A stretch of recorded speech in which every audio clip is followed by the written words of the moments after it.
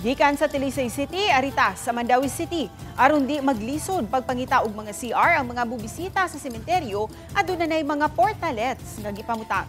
Samtang gusto sa syudad maklaro ang entrance ug exit points aron alang sa mga libuang muadtuon niya sa mga sementeryo. Sinico Sereno sa report. Nagmingaw pa karon ang St. Joseph Roman Catholic Cemetery sa Barangay Gizo, Mandawi City. Hinuon matag karon og unya, may mga moabot para mangandam sa kalag-kalag, kadaghanan ng hinlo o nagpanindot sa lubong sa ilang mga mahal sa kinabuhi.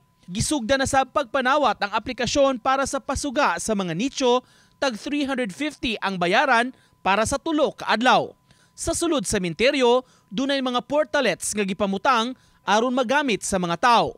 Aminado ang mga nagduma usa kini sa gipangita sa mga mibisita sa sementeryo sa miaging katuigan kung asa maka-CR samtang anaa sila sa dapit. Sila si senior nga nagkuan og mga portalet nga sa mga tent pod para convenient sa mga tao gid ba. Among gipangita gid among gitan-aw para matud sa mga volunteers, padayon ang preparasyon sa sementeryo alang sa pagdagsa sa mga tao pipila ka adlaw gikan karon.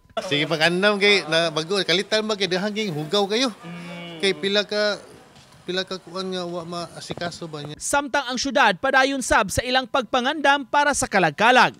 Una na nakahimo og inspection sa mga sementeryo si Mayor Jonky Uwano.